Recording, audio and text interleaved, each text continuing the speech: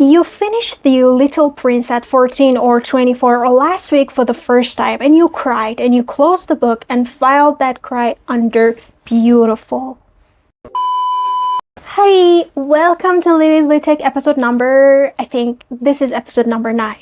Okay, today we're going to talk about The Little Prince, the book that I bet every one of you know. Nobody asks why a book about love produces a feeling close to grief. Today, I want to argue something most comment sections won't like. The sadness in this book runs on 17 goodbyes that never resolved, and we've been mistaken that unresolved grief for wisdom for 80 years. By the end of this video, you'll have a way to tell the difference between a sentence that earns your tears and one that just borrows them. Because if you cannot make that call here, you'll keep making it everywhere, handing 5 stars to anything that wrecks you, whatever it's actually arguing.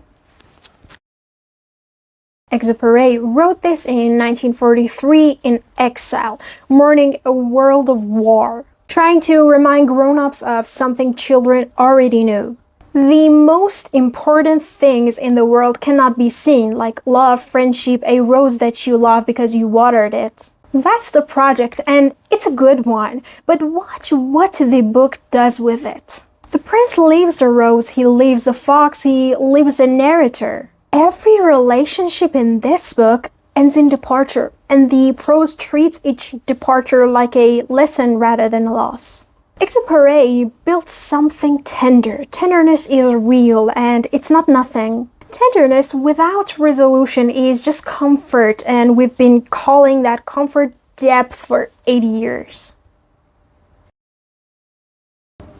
The fox asks the prince to tame him. If you tame me, the fox says, we'll need each other. You'll be the only boy in the world to me. It's the most quoted page in the whole book, the page that people get tattooed.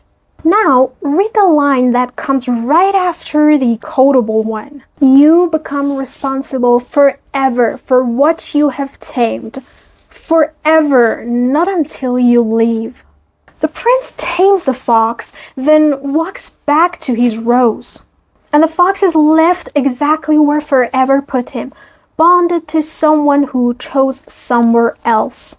The fox never says, I'm glad to know you. He says, you made me special and now you're gone and I'm responsible for that feeling forever. Grief formatted as a love lesson, and the book never interrogates the formatting. Fans of this book point to the rose as proof the prince grows. He learns his rose matters not because she's rare, but because he chose her. He should have judged her by her deeds, not her words. Fine. Now look at how he acts on that lesson. He doesn't go back to the rose and try again. He lets a snake bite him so his body falls away and something in him can return to her. The only road back to the relationship runs through his own death.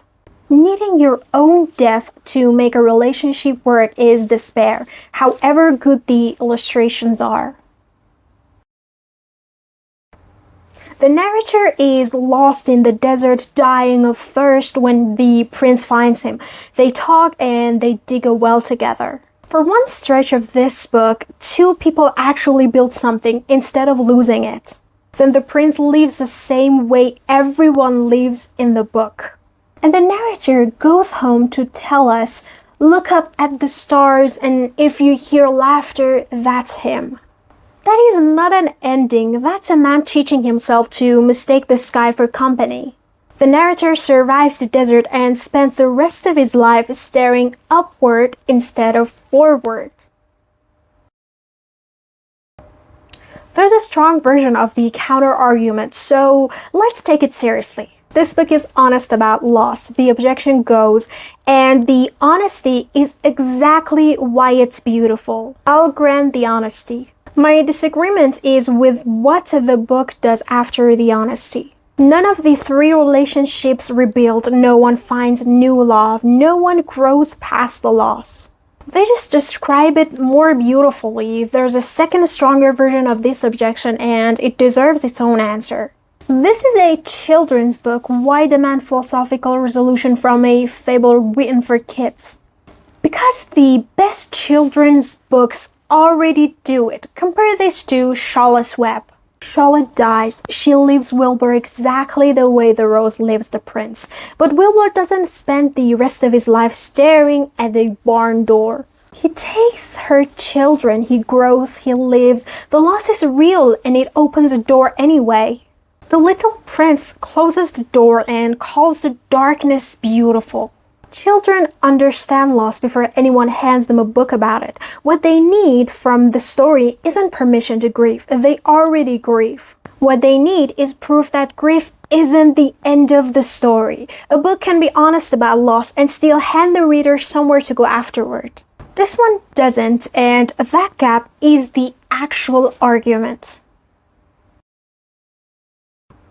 Sadness that doesn't go anywhere is comfort. Sadness that leaves you somewhere new is wisdom.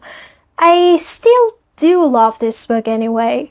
I read it first in French, then in translation, and the prose never stopped working on me. The dessert is gorgeous, the fox is gorgeous, the ending wrecked me a second time even after I built this entire argument against it. That affection is real, and it's exactly why I think the book deserves better than blanket praise. Maybe this book helps people in ways I cannot see right now. Maybe for some readers, being seen in their grief is enough, and I'm asking for something that the book never promised to give. The Little Prince teaches a child to recognize loss the moment it arrives. Surviving the loss is a different lesson, and this book never attempts it.